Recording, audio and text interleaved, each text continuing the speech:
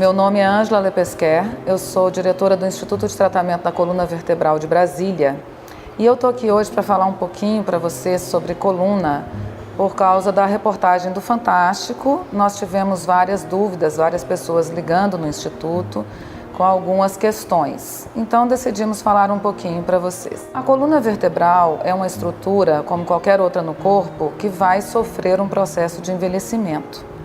Então é natural que apresente dores devido aos processos degenerativos que ela vai sofrer. Em torno de 80% a 90% da população vai ter ou já teve uma dor na coluna vertebral. Isso porque as estruturas, ao se degenerarem, elas podem perder a função. Além do mais, outras estruturas longe da coluna vertebral, por exemplo, pés, joelhos e outras estruturas do corpo, podem desenvolver uma disfunção e com isso causar dores na coluna vertebral.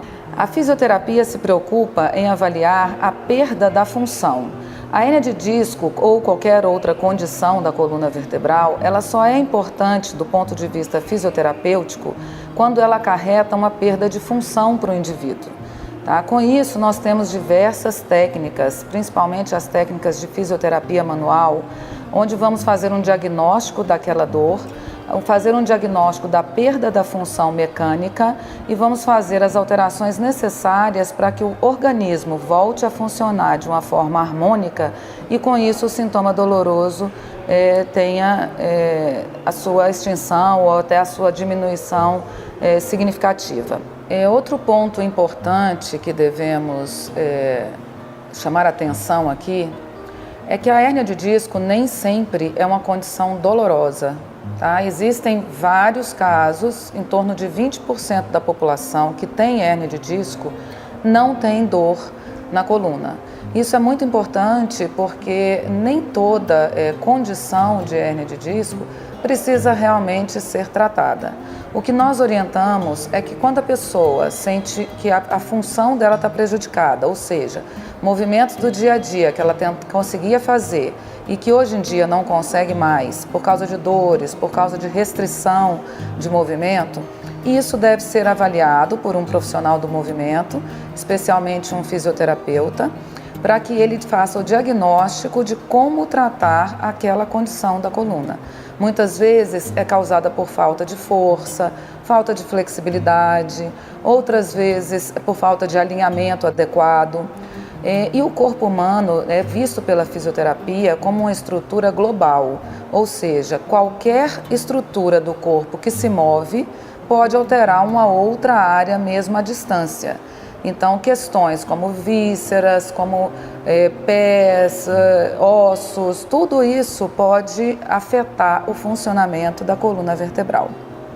Então, tudo deve ser analisado, bem diagnosticado.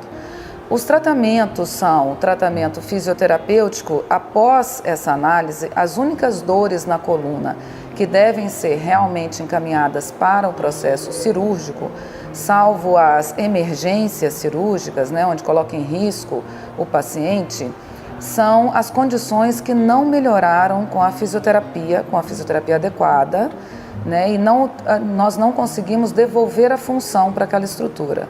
Somente assim, esses pacientes devem ser encaminhados para as cirurgias. Em torno de 7% dos pacientes que sofrem de dores na coluna vertebral realmente necessitam de cirurgia. E esses números estão cada dia menores. Quando nós começamos a trabalhar com coluna, era em torno de 87% a melhora que nós conseguimos. Hoje já estamos em 93% de não precisar mais dessa condição cirúrgica. Se você tem dúvidas ou quer pesquisar mais sobre o assunto ou quer nos contactar, você pode procurar o site www.itcvertebralbrasilia.com.br. Vai ser um prazer atendê-lo.